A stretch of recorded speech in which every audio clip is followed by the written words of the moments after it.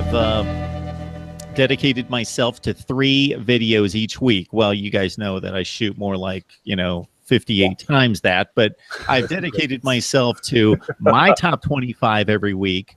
Yep. After the games, which means I'm looking solely at track record. I'm not looking at what I project to happen. Therefore, Maryland is number 15 this week. Do I think they're the 15th best team in the country? No way.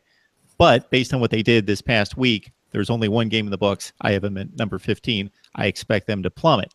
So my other promises to my viewers each week is my predictions, of course, and then also that I'm going to rate the conferences each and every week and update it week to week. So this is what I have after 1 week of play. And then if you have any questions, I will justify my selections. But again, this isn't based on the rankings of how strong I think these conferences are. I'm merely going by interpreting the results on the field. So we only have one game in the books for everyone. The Big 12 at number 5. The ACC at number 4, the Pac-12 at 3, the SEC at 2, and the Big 10 at 1. I have a hard time arguing that. Yeah. I had to tell you, man, the Big 10 East is stacked. Michigan was awfully impressive. I was worried about them coming in, but they look great. Ohio State is really, really, really good. And in the last word on Sports Top 25, I had Penn State at number 4 last week. That is a really good football team. Take your pick. You like McSorley or you like Saquon Barkley?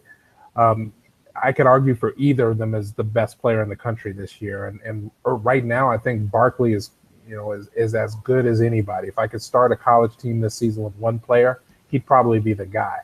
I have a hard time arguing that. Wisconsin did struggle early, but they're gonna be okay. So there's gonna be some strength in the Big Ten West, but the Big Ten East is just loaded.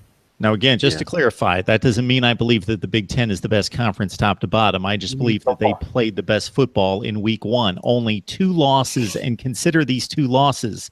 Rutgers at home against Washington. So you're taking the worst team in the Big Ten, losing only a very respectable game against what's possibly the best team in the Pac-12 and the college football playoff participant from last year. And Purdue, most likely the second worst team in the Big Ten, losing late against Louisville, a top 15 team. Yeah, I'm with you. Yeah, I'm not going to argue your order, particularly based on results to date. And one TV note for a particular TV network that will remain nameless because I want to protect my employment.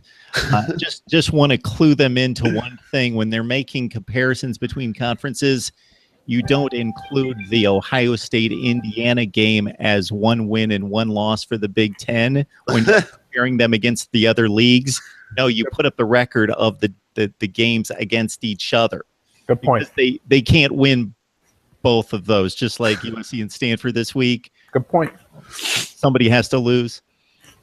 Anyway, I saw a winning percentage comparison, and they were including the Ohio State-Indiana game as a loss for the Big Ten and a win for the Big Ten. That's funny. Yeah, that's a miss. You got to be able to send a memo to somebody about that, Mark.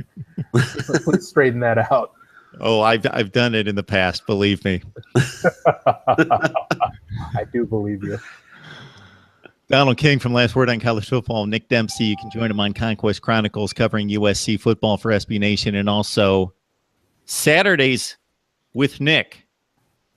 All right, gentlemen, I knew this was going to be a great discussion. It exceeded expectations, so I appreciate the time. Thanks, Mark. Always of course, fun. Mark. Yeah, had a blast anytime.